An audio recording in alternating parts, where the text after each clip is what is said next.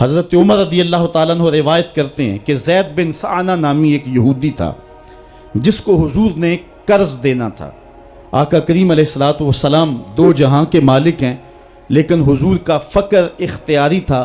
آقا کریم علیہ السلام کے گھر میں بسا اوقات کتنے دن چولہا نہیں جلا کرتا تھا۔ حضور ادھار لے کر کے لوگوں کی مصیبتوں کو بھی دور کرتے، اور گھر کا چولہا بھی بعض اوقات ادھار لے کے گرم کرنا پڑتا۔ اعلیٰ حضرت فرماتے ہیں مال کے کونین ہیں گو پاس کچھ رکھتے نہیں، دو جہاں کی نعمتیں ہیں ان کے خالی ہاتھ میں۔ تو کہتے ہیں کہ ایک دن حضور علیہ السلام کی خدمت میں ایک شخص حاضر ہوا جس کا نام زید بن سعنہ ہے اور یہودی ہے، اور اس نے حضور علیہ السلام سے قرض کا تقاضا کیا، لیکن تقاضا اتنے سخت انداز سے کیا کہ اس نے حضور علیہ السلام کی قمیص کو پکڑ کے کھینچا بھی۔ تو حضرت عمر رضی اللہ تعالیٰ عنہ نے جب دیکھا تو بڑے گھور کے اس کی جانب دیکھا اور اس کو پیچھے ہٹاتے ہوئے کہا کہ تجھے شرم نہیں آ رہی کہ اللہ کے رسول کے ساتھ کیسے سلوک کر رہا ہے اور میں تیرے سامنے موجود ہوں؟ تو حضرت نبی رحمت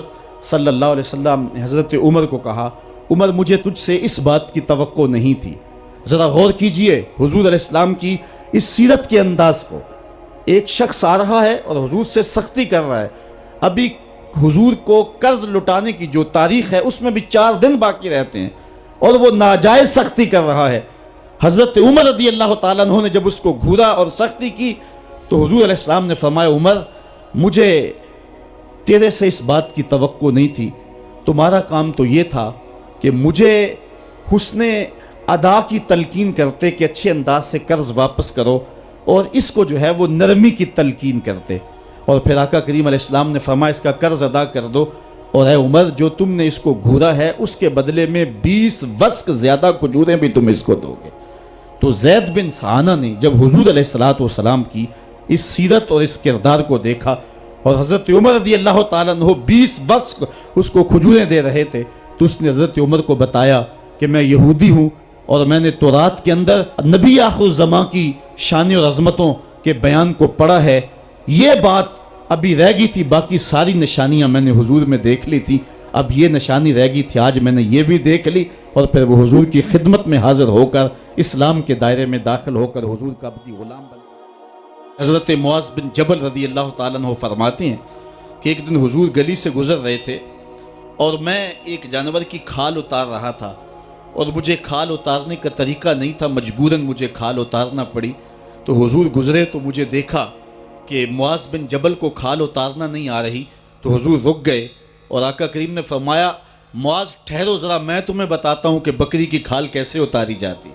اور آقا کریم آگے بڑھے اور حضور نے خود جو ہے وہ کھال اتاری، اور پھر مجھے فرمایا معاذ ایسے کھال اتارا کرتے ہیں۔ آج ہم اپنے بڑے پن کو اور اپنی عظمت کو اس انداز سے لوگوں کے سامنے رکھنا چاہتے ہیں کہ ہم جو ہے وہ ٹشو کا ایک ٹکڑا بھی نہیں پکڑ سکتے، اور وہ بھی پکڑانے کے لیے ہمارے پاس ایک خادم موجود ہوتا ہے۔ لیکن آقا کریم علیہ السلام کی زندگی اور حضور علیہ السلام کی سیرت کی سادگی کا حسن اور جمال یہ ہے کہ حضور اپنے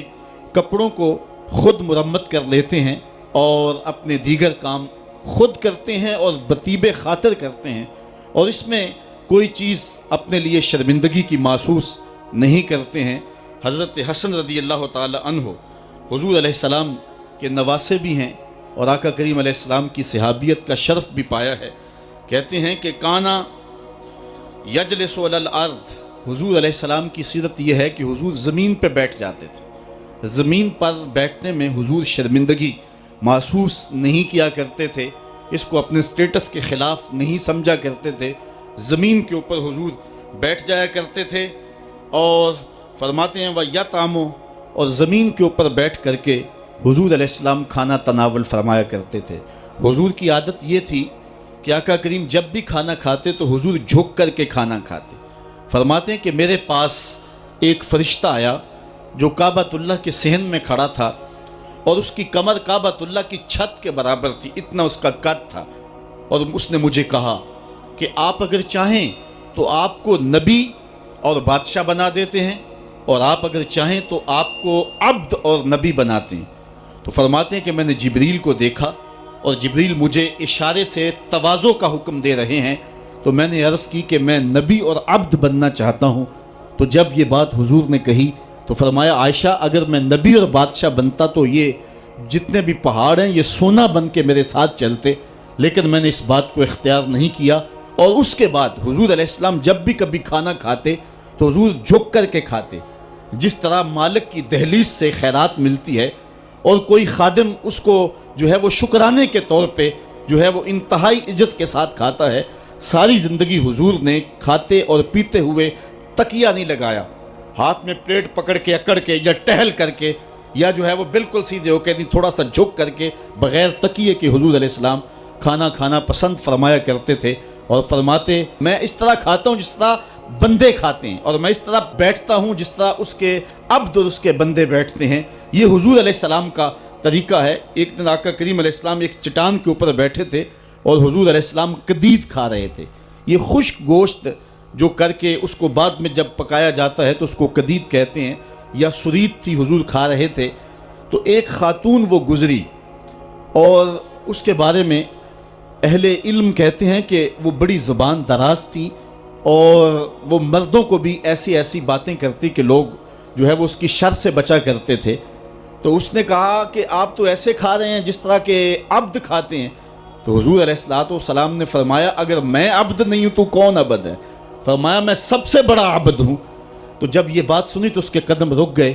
اور اس نے حضور علیہ السلام کی خدمت میں عرض کی کہ حضور آپ پھر اکیلے ہی کھا رہے ہیں، مجھے بھی کھلائیں۔ تو حضور نے ایک لقمہ اٹھایا، فرمایا لو تم بھی کھا لو۔ تو اس نے کہا یہ نہیں، بلکہ جو آپ کے منہ میں ہے میں وہ کھانا چاہتی ہوں۔ تو حضور علیہ السلام نے اپنے منہ کا نوالا نکال کر کے اس کے منہ میں ڈال دیا۔ تو کہتے ہیں کہ اس کے بعد کبھی بھی اس کی زبان پر کبھی فحش بات آئی نہیں تھی۔ حضور کے جوتے کی وہ برکت تھی اور اس کا وہ فیضان تھا کہ اس کے اندر ایسی روشنی ہو گئی۔ پہلے وہ سخت لعان تھی، گالیاں دینے والی تھی اور فحش گفتگو کرنے والی تھی، لیکن حضور علیہ السلام کے جوتے کی برکت سے اللہ تعالیٰ جل شانہ نے اس کی زبان کو حسن بھی دے دیا اور جمال بھی عطا فرما دیا۔ تو حضور علیہ السلام کی عادت تھی کہ آقا کریم زمین پہ بیٹھ کے کھاتے، جھک کے کھاتے، فرماتے میں ایسے کھاتا ہوں جس طرح عبد کھاتے ہیں۔ وَيَلْبَسُ الْغَلِيظ،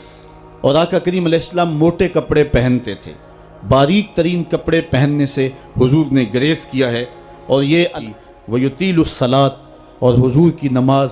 لمبی ہوا کرتی تھی۔ وَيُقَصِّرُ الْخُطْبَةَ، اور خطبہ حضور مختصر فرمایا کرتے تھے۔ وَلَا يَانِفُ أَن يَمْشِيَ مَعَ الْأَرْمَلَةِ وَالْمِسْكِينِ فَيَقْضِي لَهُ الْحَاجَةَ، اور حضور علیہ السلام اس بات میں کوئی شرمندگی محسوس نہیں کیا کرتے تھے کسی مسکین، کسی لاچار،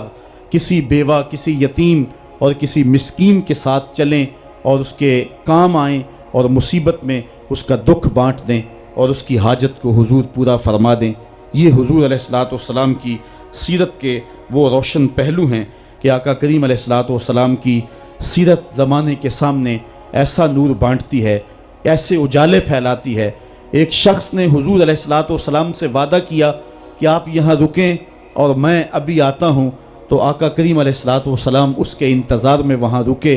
3 دن گزر گئے اور وہ نہ آیا، چونکہ حضور وعدہ کر چکے تھے کہ میں تیرے آنے تک یہاں رہوں گا۔ تیسرے دن اس کو جا کے یاد آیا تو وہ واپس پلٹا، تو آقا کریم نے جواب میں صرف اتنی بات کہی، آپ نے فرمایا یا فتیٰ قد شککت علیہ،